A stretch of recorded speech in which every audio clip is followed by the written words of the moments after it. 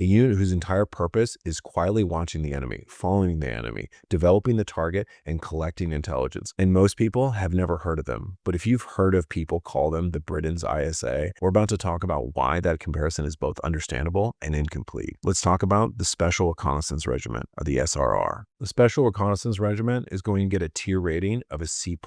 So who is the SRR? Now we're going to talk about one of the least understood organizations on this list. And if you've ever spent any time reading about special operations online, you probably have heard people say the SRR is basically the British version of ISA. That's actually one of the biggest misconceptions in the special operations world. And it's understandable why people say it, but it's not really very accurate. The SRR was established in 2005 to provide the United Kingdom with a dedicated covert surveillance and special reconnaissance capability. Unlike the SAS or the SBS, whose primary focus involves direct action and counterterrorism, the SRR exists to quietly find, watch, and develop targets. They're observers, collectors, surveillance specialists. Their job is often to make sure somebody else has the intelligence needed to execute a mission. That alone makes them incredibly valuable. The SRR specializes in covert surveillance, special reconnaissance, human surveillance, counterterrorism support, target development, intelligence collection, and sensitive site observation. Notice something? Almost none of those missions involved assaulting a target. The SRR's success is often measured by the fact that nobody even knew that they were there. Now let's address the obvious question. Is the SRR the British equivalent of ISA? My answer would be no.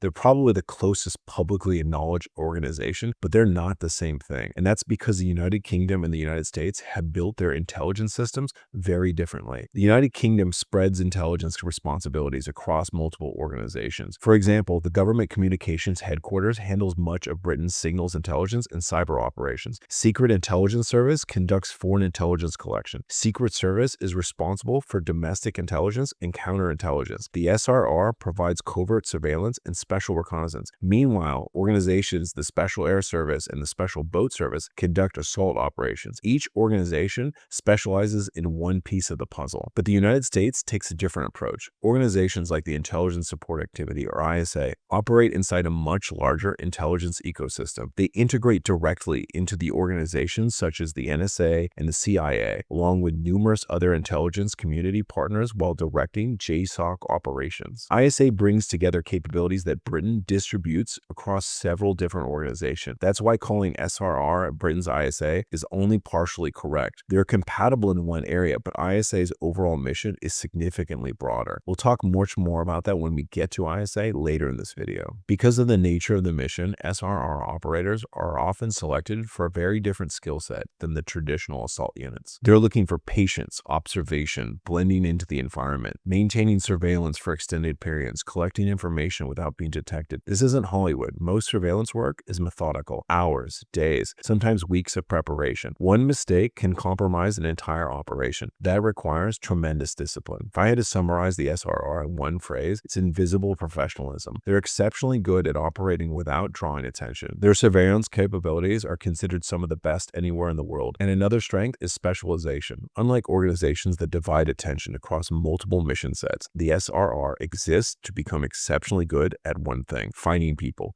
watching people, building intelligence. That specialization makes them incredibly valuable as a part of the UK Special Forces. Now here's why they rank C+.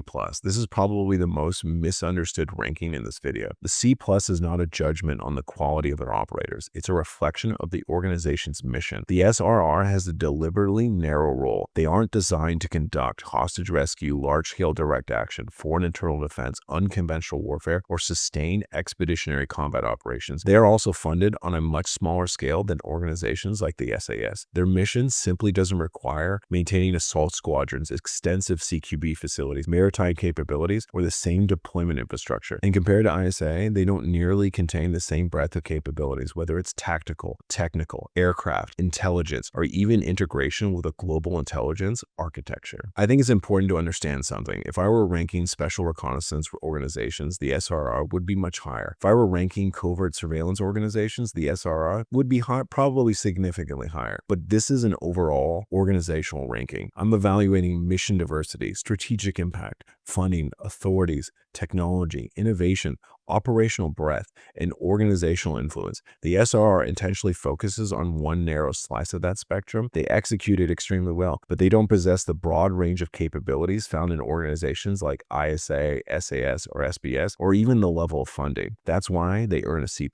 One thing I hope this section demonstrates is that not every elite organization is designed to do everything. Sometimes specialization is exactly what makes an organization elite. The SRR exists because Britain recognized that covert surveillance deserves its own dedicated professionals. That specialization has made them one of the finest surveillance organizations in the world. It just doesn't translate into a higher overall ranking when compared against organizations with a much broader strategic responsibility.